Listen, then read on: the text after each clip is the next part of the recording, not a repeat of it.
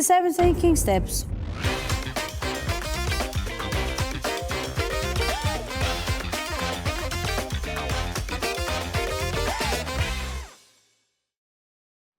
Madame Martulot, nous parlons du nouveau paquet d'accords entre l'UE et la Suisse.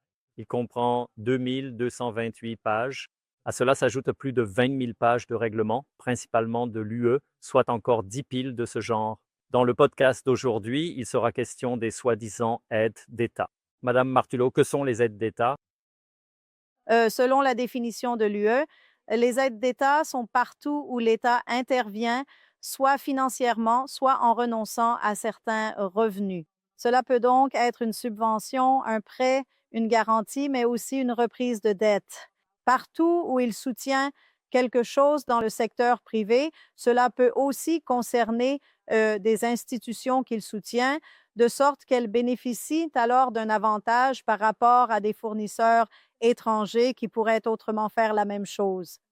Mais il n'est pas nécessaire qu'ils soient intéressés. Donc, on n'évalue pas cela comme en Suisse, où l'on examine s'il y a effectivement des distorsions de concurrence, mais simplement si quelqu'un est d'une manière ou d'une autre favorisé par l'État. Pouvez-vous donner un exemple concret? On cite toujours les garanties d'État des banques cantonales, mais peut-être quelque chose d'autre? Cela relèverait alors de l'accord financier. Si jamais nous le concluons plus tard, ce serait certainement le cas. Ici, c'est maintenant dans cet ensemble contractuel, surtout dans le transport, donc dans l'accord sur le transport terrestre et dans l'accord sur le transport aérien, mais aussi dans le domaine de l'électricité. Maintenant, quand nous parlons de transport terrestre, nous parlons bien sûr des CFF, mais aussi, par exemple, des entreprises de cars postaux et ainsi de suite. Lorsque l'État intervient ici, il y a des points sensibles qui pourraient effectivement être considérés comme des aides d'État problématiques. Donc, par exemple, s'il gagne principalement son argent aujourd'hui dans le transport longue distance et qu'ensuite, il subventionne des entreprises de transport local en compensant cela par des transferts internes, alors cela pourrait déjà être considéré comme une aide d'État problématique selon le droit européen. Cela pourrait donc être refusé. Ou bien, par exemple, l'aéroport de Genève a accordé un prêt rapide pendant le COVID pour sauver l'aéroport lorsque les vols ne pouvaient pas avoir lieu.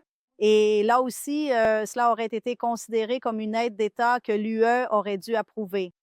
Et même si vous vous impliquez dans un vol comme celui-là, dans un aéroport, c'est-à-dire que vous construisez quelque chose ou que vous couvrez les coûts d'exploitation qui profitent principalement à une compagnie aérienne, par exemple Suisse, mais aussi aux aéroports régionaux, cela pourrait être le cas. Peut-être même la REGA, auquel cas cela ne serait pas autorisé par la législation européenne sur les aides d'État. Je pense que quiconque voyage en train et garde les yeux et les oreilles ouverts peut voir ce qui se passe en Allemagne, par exemple, avec le transport ferroviaire, et c'est là la grande préoccupation. Est-ce que cela constitue également une menace pour la Suisse? Donc, ce réseau ferroviaire négligé là-bas, tous les investissements n'ont pas été réalisés comme il se doit et on se retrouve avec du chaos, des retards, des suppressions de trains. Est-ce que c'est un scénario envisageable pour la Suisse? Oui, parce que, par exemple, le matériel roulant des CFF, ici aussi, tomberait probablement sous le coup des aides d'État. Nous avons ensuite la situation où, avec l'accord sur les transports terrestres, les prestataires étrangers pourraient désormais circuler en Suisse et aussi transporter des passagers d'une destination suisse à une autre destination suisse. Donc, dans ce cas, les CFF se retrouveraient sous pression sur les lignes longue distance lucratives, mais aussi, bien sûr, sur les grandes lignes nationales, car elles seraient confrontées à la concurrence et en même temps menacées du point de vue des aides d'État. Et troisièmement, bien sûr, il y a aussi la ponctualité parce que les trains, même sur leur propre réseau ferroviaire déjà très sollicité, risquent d'arriver en retard et de tout bloquer. Donc ici, dans le cadre de l'accord sur le transport terrestre, il y aura de grands risques, surtout pour le trafic des CFF, mais aussi dans les régions plus éloignées. Il en est de même pour l'UE qui dit Oui, on peut soutenir les régions économiquement faibles, mais en Suisse, selon le droit ou les critères de l'UE, il n'existe pas de région économiquement faible. Nos régions de montagne sont, comparées aux pays les plus pauvres de l'UE, encore riches, bien sûr. Donc, on remettra aussi cela en question ici, notamment dans le domaine de l'électricité où l'État est encore partout impliqué. On ne peut donc pas non plus s'octroyer des avantages en investissant financièrement, par exemple en proposant des livraisons d'électricité à prix réduit, car cela est immédiatement considéré comme une aide d'État. Donc, justement, dans le secteur de l'électricité, par exemple, est-il encore possible de construire une centrale nucléaire avec une participation de l'État? Tout cela est remis en question avec cette réglementation sur les aides d'État. Exactement. Ce règlement sur les aides d'État fait partie de cet ensemble d'accords et cela inclut également que l'UE exige désormais de la Suisse une loi nationale de surveillance précisément pour ces aides d'État. Quelles seront alors les conséquences de cette autorité de surveillance pour... Un énorme appareil va être mis en place sous l'égide de la Commission de la concurrence, qui agit bien sûr de manière un peu déconnectée de la réalité et sans aucune sensibilité. Elle a déjà dit, par exemple, qu'on ne devrait plus soutenir les camps de ski ou que Swisslos ne serait pas autorisé, et ainsi de suite. Il s'agit donc d'une autorité de régulation technique qui doit tout examiner, et cela implique une grande procédure avec de nombreuses étapes et beaucoup de bureaucratie, ce qui fait que l'ensemble prend aussi beaucoup de temps. Il faut aussi ajouter qu'il faudra tout divulguer dans la base de données de l'UE, les données commerciales, de sorte que la concurrence puisse tout voir. Et la concurrence peut également faire opposition et retarder la procédure. Ainsi, si quelqu'un a besoin d'argent, comme récemment l'aéroport de Genève pendant le COVID, cela ne pourra même plus être mis en œuvre. Donc, en principe, l'UE surveille la Suisse en matière d'aide d'État et en plus, une autorité suisse viendra encore surveiller une seconde fois. Cela remet aussi en question notre système et d'avance les compétences des cantons. Qu'est-ce que cela signifie concrètement pour les cantons alors? Un travail énorme. Donc, une aide d'État s'applique lorsque la Confédération, les cantons ou même les communes participent d'une manière ou d'une autre financièrement à un projet. Et ils devront bien sûr fournir un effort considérable et surtout, ils auront moins de droits qu'au sein de l'UE. Ils ne sont même pas entendus. En fait, la Comco prend une décision pro forma dans le vide et à la fin, ce sont les cantons qui doivent aller en justice. Cela aura donc un effet très dissuasif avec pour résultat que des objectifs politiques que les cantons ou les communes jugent pertinents pour eux ne pourront tout simplement plus être poursuivis. Vous vous souvenez peut-être, par exemple, de l'aciérie de Gerlafingen où, lors d'une opération de sauvetage, on a décidé d'accorder des coûts d'électricité et des redevances de réseau plus avantageux. Rien que la décision d'orientation aurait donc pris 12 mois. Cela n'aurait jamais été possible dans ce délai. Une telle procédure peut durer des années avant de savoir si l'État pourrait s'engager financièrement d'une manière ou d'une autre. Oui, c'était justement un exemple classique où le Parlement a réagi très rapidement récemment avec une alliance politique très large, peut-être même une alliance surprenante, mais c'était une volonté politique et cela a au moins temporairement favorisé la survie de cette aciérie de Gerlafingen.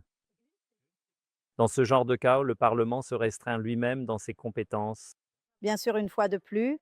Mais ce qui est alors vraiment le clou du spectacle, donc l'UE accorde bien sûr aussi des aides d'État et les grands secteurs et États peuvent évidemment faire en sorte que cela soit simplement approuvé pour eux ou toléré comme une exception. Mais si l'UE faisait la même chose que nous ne pourrions pas la sanctionner comme elle nous sanctionnerait, par des mesures compensatoires. Au lieu de cela, comme l'écrit le Conseil fédéral, ils nous ont généreusement accordé un droit de consultation. Nous pouvons donc simplement exprimer notre avis, mais il ne se passe rien. C'est donc aussi une histoire très unilatérale.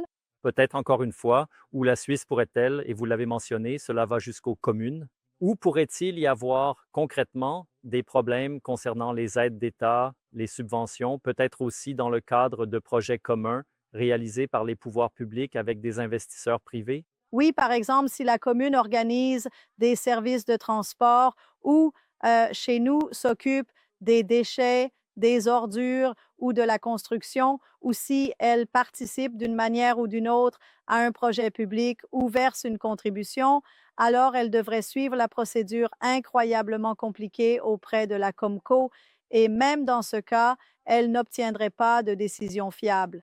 Donc, c'est toujours une évaluation à prendre avec des réserves. Oui, cela pourrait être possible ou non, et cela après des années. Ce n'est tout simplement pas réaliste. Surtout en Suisse, avec notre fédéralisme et la petite taille de nos régions, il y a de nombreux domaines où les collectivités publiques et les acteurs privés collaborent. Par exemple, les aides vont jusqu'à la formation des apprentis, ce qui ne serait plus autorisé pour ces secteurs car l'État et les entreprises y participent. Il y a donc ici des situations qui nous paraissent très grotesques, surtout à la campagne, en montagne, dans les petites communes où les liens sont très étroits et cela devient alors un problème. Mais même à Zurich, une arène sportive comme celle du club de patinage ZSC ne pourra probablement plus être réalisée de cette manière. Et ce qui est certainement différent, notamment par rapport à l'UE, c'est que chez nous, ce sont les citoyennes et citoyens qui donnent le feu vert à de telles participations. C'est évidemment différent que lorsque, ailleurs, une autorité politique prend seule la décision. Oui, ils ne peuvent même plus donner leur feu vert ou alors on accepte simplement des mesures punitives. C'est encore possible dans ce cas. Le montant est donc limité à 300 000 francs sur 3 ans, soit 100 000 par an. Mais il faut dire que, surtout si l'on pense aux fêtes de lutte suisses et autres événements du genre, ce seuil est atteint assez rapidement, que ce soit dans les transports, l'électricité bien sûr, et qu'on atteint donc facilement cette limite de 100 000 par an. Et la Confédération dit qu'elle n'a aucune idée du nombre d'aides concernées, car le contrat précise même que les aides actuellement accordées devraient également être examinées et supprimées. Ainsi même, les situations existantes perdraient soudainement le soutien de l'État, le fournisseur d'aide publique. Madame Martulot, pour conclure en une phrase, pourquoi les Suissesses et les Suisses devraient-ils rejeter cet accord avec l'UE alors qu'une interdiction ou un contrôle de ces aides et formes de soutien de l'État ne serait plus possible comme aujourd'hui? Dans de nombreux domaines, il est dans l'intérêt de la collectivité, des cantons, des communes ou même de la Confédération d'intervenir, d'assurer des financements transitoires ou de participer car cela a du sens sur le plan économique. Et nous ne devons pas simplement laisser cela à une UE rigide ou à une autorité comme la Comco qui gérerait tout cela avec un effort incroyable. Et d'un autre côté, l'UE fait ce qu'elle veut et nous ne pouvons qu'en discuter un peu. Cette asymétrie, ce n'est de toute façon pas acceptable. Madame Martulot, merci beaucoup pour cet entretien. Merci à vous. The 7 Thinking Steps.